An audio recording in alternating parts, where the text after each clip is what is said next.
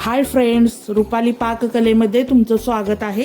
मी रुपाली आज तुम्हाला करून दाखवणार आहे कैरीचा तक्कू। तर त्यासाठी काय काय साहित्य घेतले मी प्रथम तुम्हाला दाखवते। हे बघा, 2 कैऱ्या मोठ्या मोठ्या अशा किसून घेतलेल्या आहेत मध्यम आकाराच्या किसणीने, आणि मोहरी, जिरं, गूळ, शेंगदाण्याचं कूट, लाल तिखट, हळद, मीठ आणि कढीपत्ता घेतलेला आहे आणि थोडंसं तेल। तर बघूयात आपण आता फोडणी घालूयात। हे बघा मैत्रिणींनो, गॅसवर छोटंसं पातेलं ठेवलेलं आहे। आता आपण यात तेल घालून घेऊयात। 1 चमचाभर तेल घालायचे।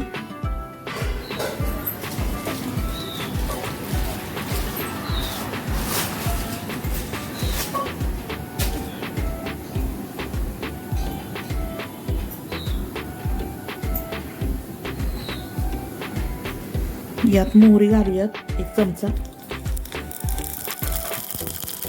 मोहरी छान तडतडली म्हणजे जिरे घालायचे 1 चमचा, आणि 10-12 कढीपत्त्याची पाने घालायची आणि गॅस बंद करायचा। हे बघा, आता ही फोडणी केलेली यात घालून घेऊयात आपण।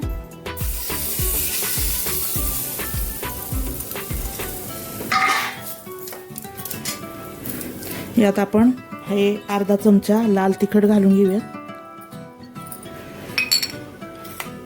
गूळ घालून घेऊयात 1-2 चमचे, आणि 2 चमचे शेंगदाण्याचं कूट, अर्धा चमचा हळद आणि चवीनुसार मीठ घालायचं। आणि आता हे एकजीव करून घेऊयात। हे मस्त असं एकजीव करून घ्यायचं व्यवस्थित।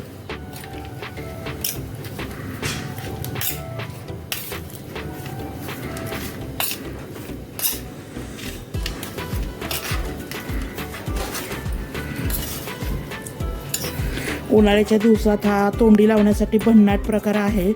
तर उन्हाळ्यात कसं पाणी पाणी होतं, जेवण जात नाही, तर असं आंबट गोड थोडंसं तोंडी लावायला असेल तर मस्तपैकी जेवणाचा बेत होतो। तर त्यासाठी मी ही कैरीचा तक्कू केलेला आहे। तर कसा वाटला माझा कैरीच्या तक्कूचा व्हिडिओ मला नक्की कमेंट करून सांगा। कैरीचा तक्कू केलेला आवडला का तुम्हाला मला नक्की सांगा, आणि माझ्या व्हिडिओला लाईक करा, शेअर करा, माझ्या चॅनलला सबस्क्राईब करा रुपाली पाककलेला, आणि बेल आयकॉनही दाबा शेजारी, म्हणजे नवनवीन रेसिपीचे नोटिफिकेशन तुम्हाला मिळत जाईल। तर हा व्हिडिओ बघितल्याबद्दल खूप खूप थँक्यू।